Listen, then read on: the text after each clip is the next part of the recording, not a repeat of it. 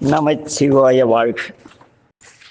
ஞானசம்பந்த அடிகள் ஒரு அற்புதமான ஒரு நிகழ்வு நிகழ்ந்தது.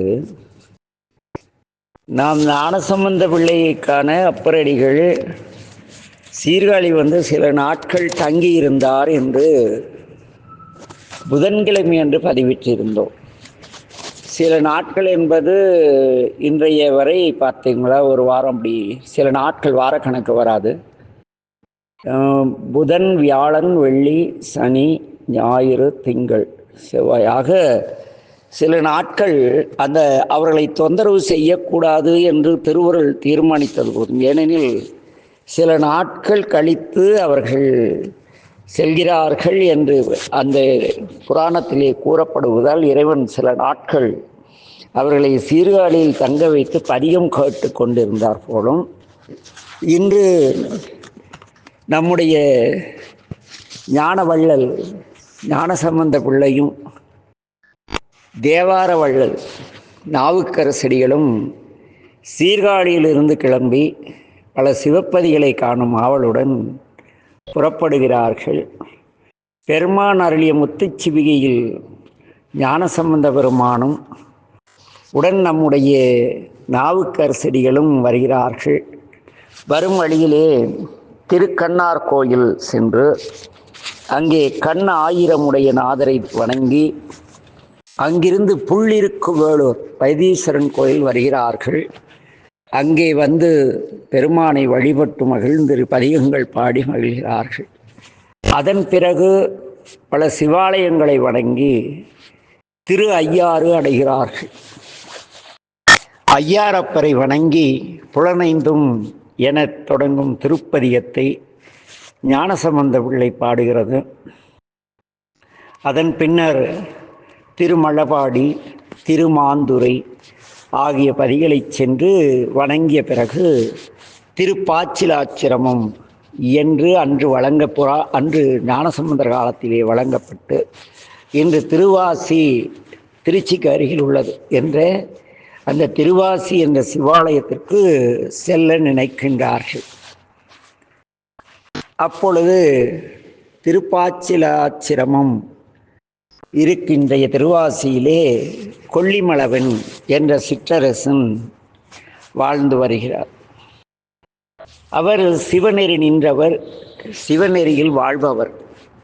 தன்னை பேணி, தன் மக்கள் நலம் பேணி, தன் நாடு பேணி, வயல்வெளிகள் பேணி, நீர்வளம் பேணி, இப்படி பல்வேறு நெறிகளை தலைக்கச் செய்து வளமுடன் வாழ்ந்து வருகிறார்.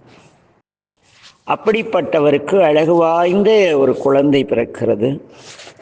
அந்த குழந்தைக்கு முயலகன் என்ற கொடிய நோய் தாக்கி அசைவற்ற நிலையில் இருப்பதை கண்ட மன்னன் தன்னுடைய மகளை திருப்பாச்சிலாச்சிரம் சிவாலயத்தின் உள்ளே படுக்கும்படி செய்து நம் பெருமானின் கருணை எதிர்பார்த்து பல்வேறு நாட்கள் வழிபாடு செய்து கொண்டிருக்கிறார். இந்த முயலகன் என்ற நோய் நரம்பியல் சம்பந்தமான நோய், ஆட்டிசம் என்று இன்று சொல்வார்கள். நரம்பு, அறிவு செயல்படும், உடல் செயல்படாது, உடல் ஒத்துழைக்காது. அந்த குழந்தைகளால் தாங்களால் எதுவுமே தங்களுக்கு தாங்களே செய்து கொள்ள முடியாது. நிறைய குழந்தைகள் படுக்கை நிலையிலே இருக்கும்.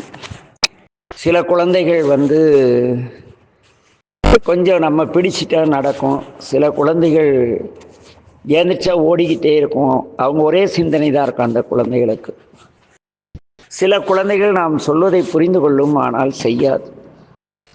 இதிலே மிக கொடிய தாக்கம் எதெனில் படுத்த படுக்கையிலேயே கிடப்பது. அந்த நிலையிலே அந்த குழந்தை இருக்கிறது.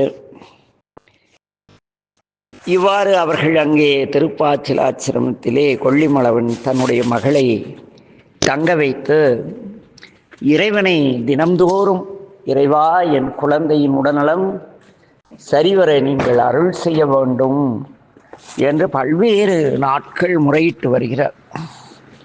அப்படிப்பட்ட அந்த சூழலிலே நம்முடைய ஞானசம்பந்த பிள்ளை திருப்பாச்சிலாச்சிரமம் வருகிறது. திருக்கோயிலுக்கு திருஞான சம்பந்தர் வருவதை அறிந்து மிக மகிழ்ந்த கொல்லிமலவர் தனது திருநகரை அலங்கரித்து முத்துப்பல்லக்கின் அருகே வந்து திருஞான சம்பந்த பெருமானை வீழ்ந்து வணங்கி வரவேற்கிறார். பின்பு அனைவரும் திருக்கோயிலை அடைகிறார்கள். அரசரின் மகளின் நிலையை பார்த்து ஞானசம்பந்த பிள்ளை அன்னையின் பால் உண்டவர் அல்லவா, கருணை பொங்க அந்த குழந்தையை பார்க்கிறார். பிறகு கொல்லிமலவனிடம் என்னென்ன நடந்தது, எப்படி இந்த குழந்தைக்கு இப்படி ஆயிற்று என்றெல்லாம் விசாரிக்கிறார். பிறகு அந்த குழந்தையின் முன்னின்று துணிவள திங்கள் துளங்கி விளங்க சுடர் சடை சூட்டி முடித்து என்ற தொடங்கும் திருப்பதிகத்தை அருளி செய்கிறார். இந்த திருப்பதிகத்தின் வேண்டுதலை ஏற்று வேண்டுவோர்க்கு வேண்டுவனையும் பெரும் தலைவராகிய நம்பெருமான் அப்பெண்ணின் முயலகன் நோயை நீங்கும்படி செய்கிறார். அங்குள்ள நடராஜாருக்கு கீழே முயலகன் இருக்க மாட்டார். இந்த சம்பவத்திற்கு பிறகு முயலகன் அந்த சாமி திருவடியில் இல்லாமல் குஞ்சிதபாத நடராஜரை நீங்கள் அங்கே மட்டும்தான் தரிசிக்க முடியும். திரு ஆசி இன்றைய பெயர். ஆக அந்த குழந்தையுடைய நோய் முற்றும் நீங்குகிறது. இந்த நோய் சிறிது குணமுடையுள்ள முழுச குணமுடைந்த குழந்தை சராசரி குழந்தை போன்ற நிலைக்கு வருகிறது. கொல்லிமலவனும் அவரது மகளும் திருஞான சம்பந்தன் திருவடிகளை வணங்கி மகிழ்கிறார்கள். பெருமானின் மீது பேரன்பு பூண்ட சம்பந்தர் அவ்வூரில் சில காலம் தங்கி இருந்து இறைவனை வழிபட்டு திருப்பைநீலி, திரு ஈங்கோய் மலை, திருச்செங்கோடு, திருநனா என்கின்ற பவானி ஆகிய திருத்தலங்களுக்கு சென்று வழிபட்டு கொடுமுடி அப்படி வருகிறார். அங்கே வழிபட்டது கொடுமுடியிலிருந்து திரும்பி வரும் வழியிலே திருச்செங்கோட்டிற்கு மீண்டும் வருகிறார். திருச்செங்கோடு என்பது திருக்கொடிமாடச் செங்குன்றூர் என்ற பழைய பெயர் அந்த ஊரிற்கு. அங்கே ஞானசம்பந்த பிள்ளை வந்த பொழுது சம்பந்த பெருமானின் உடன் வந்த தொண்டர்களுக்கு குளிர் ஜுரம் நோய் வந்துவிட்டது. அனைவரும் நோயினால் துன்புறுகிறார்கள். அதை நீக்கும் பொருட்டு நம் பெருமானை வணங்கி அந்த திருச்செங்கோட்டிலே கைலாயநாதர் ஆலயம் என்றிருக்கிறது. அதற்கும் மேலே இருக்கும் அர்த்தநாரீசுடைய ஆலம் இரண்டும் நம் கண்ணில் தெளிவாக படும்படி ஒரு இடத்திலே ஞானசம்பந்தர் இந்த அவ்வினைக்கு வினை என்ற பதிகம் பாடிய இடம் இருக்கிறது. அங்கே தனியே ஞானசம்பந்தருக்கு திருக்கோயில் உண்டு. திருச்செங்கோடு செல்பவர்கள் அந்த இடத்தை பெரும்பாலும் இந்த ஞானசம்பந்த பெருமான் எந்த இடத்திலிருந்து அவ்வினைக்கு வினை பாடினாரோ அந்த இடத்தை பெரும்பாலும் விவரம் புரியாத அன்பர்கள் தரிசிப்பதில்லை. இனி வருங்காலங்களில் திருச்செங்கோடு சென்றால் அங்கே நம்பெருமானை ஞானசம்பந்த பிள்ளை அவ்வினைக்கு வினை என்று தொடங்கும் திருநீலகண்ட பதிகத்தை பாடி இடத்தை தரிசியுங்கள். ஏனெனில் அது ஞானசம்பந்த பிள்ளையின் பாதம் பட்ட இடம், நின்று பதிகம் பாடிய இடம். சரி, அது இருக்கட்டும். இங்கே வரும்.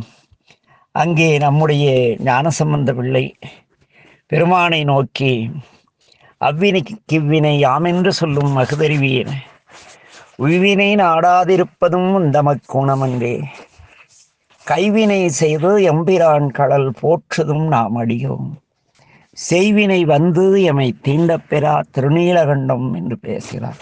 இறைவா, நாங்கள் மெய்த்தொண்டு செய்கிறோம், கைத்தொண்டு செய்கிறோம், நாங்கள் உளவாரம் செய்கிறோம், நந்தமனம் வளர்க்கிறோம், தங்களுக்கு நீர் கொண்டு வருகிறோம், திருவிளக்கேந்தி, இதெல்லாம் கைத்தொண்டுன்னு பேர். எது கைத்தொண்டு? கையினால் செய்யக்கூடிய மலர் தொடுத்தல், உளவாரம் செய்தல், விளக்கிடல், இதெல்லாம் குப்பைகளை பொறுக்கி ஓரமாக போடுதல், ஒட்டடை அடித்தல், இதெல்லாம் கைத்தொண்டு. நம்முடைய ஞானசம்பந்த பிள்ளையின் உடன் சென்றவர்கள் எல்லாம் தொண்டர்கள், திருத்தொண்டர், கைத்தொண்டு செய்து இறைவனின் கடல் வழிபடுபவர்கள். ஆக அந்த கைவினை செய்து என்ற வார்த்தையை ஞானசம்பந்த பிள்ளை போடும். அந்த பதிகம் பாடிய உடனே தொண்டருடைய குளிசுரம் நீங்கியது.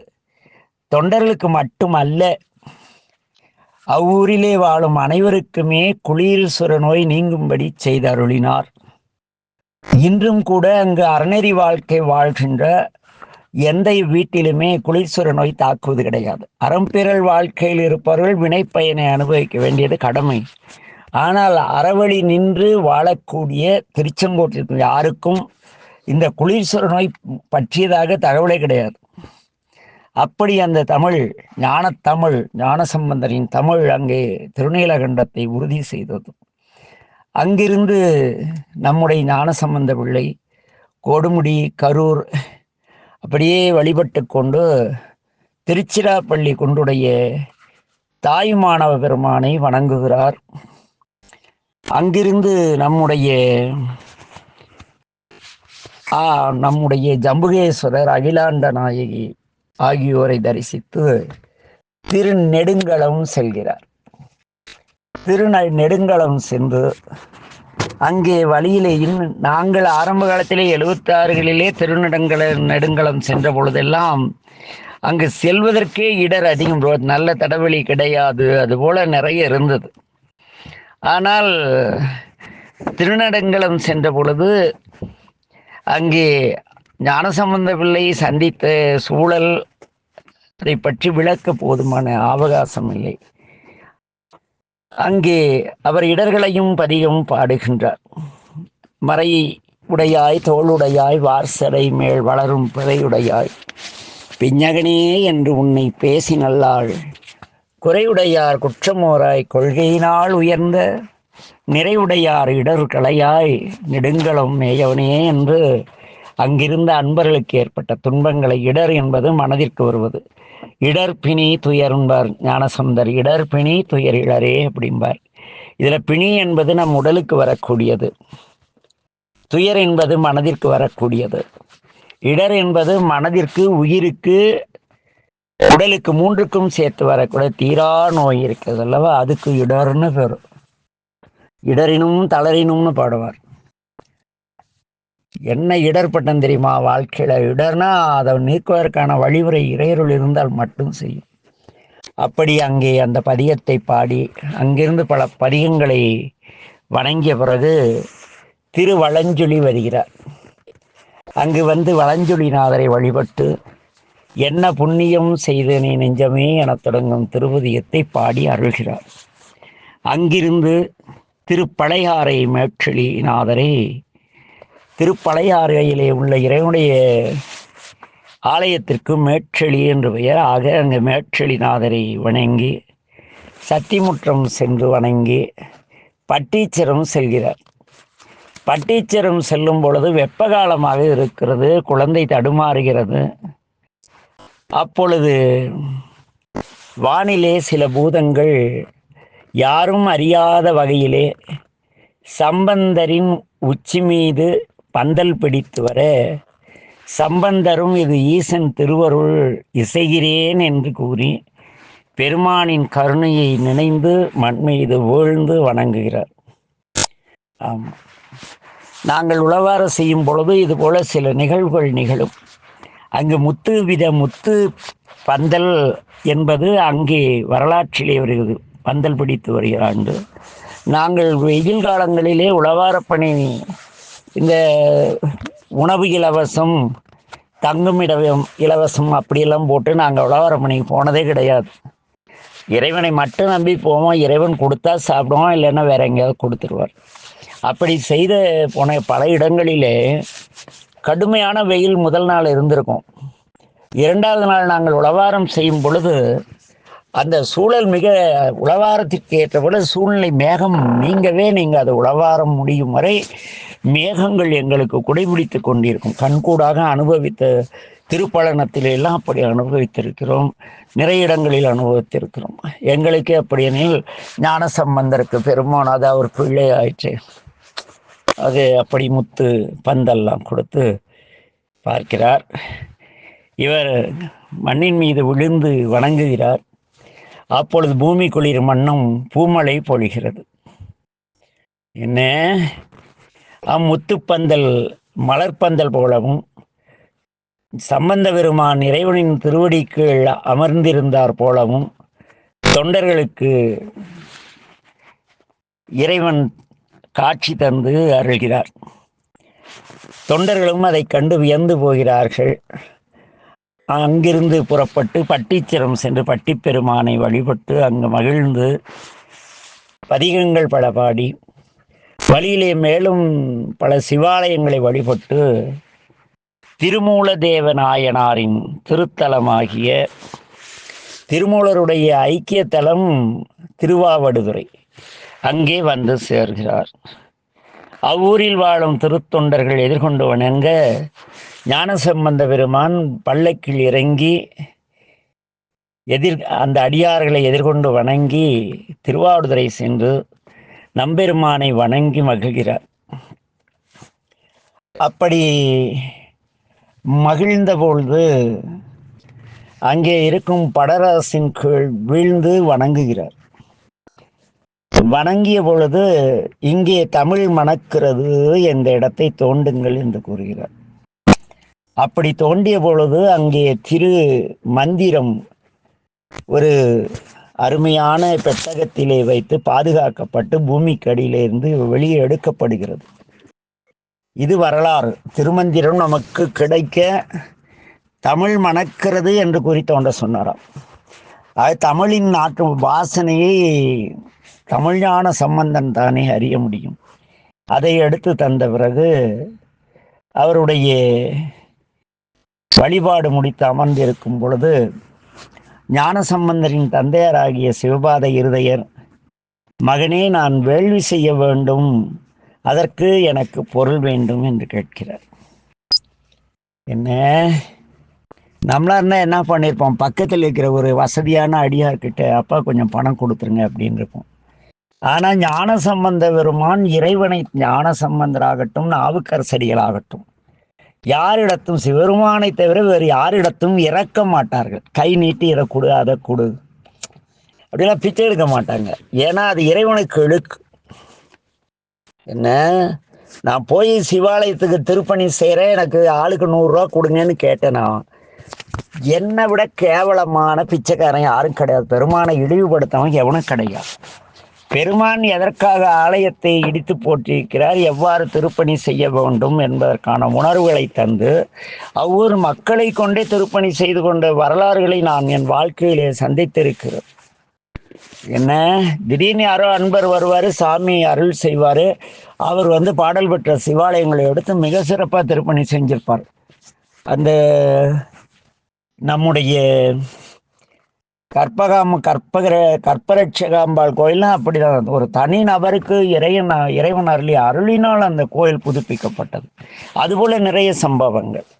இங்கே சிவபாத இருதயர் பொருள் கேட்டதும் ஞானசம்பந்த பிள்ளை இறைவன் முன்பு அங்கே கோபுரத்தின் முன் சென்று, இடரினும் தளரினும் எனதொரு நோய் தொடரினும் உணகடல் தொழுதழுவேன் என்ற பதியத்தை பாடுகிறார்.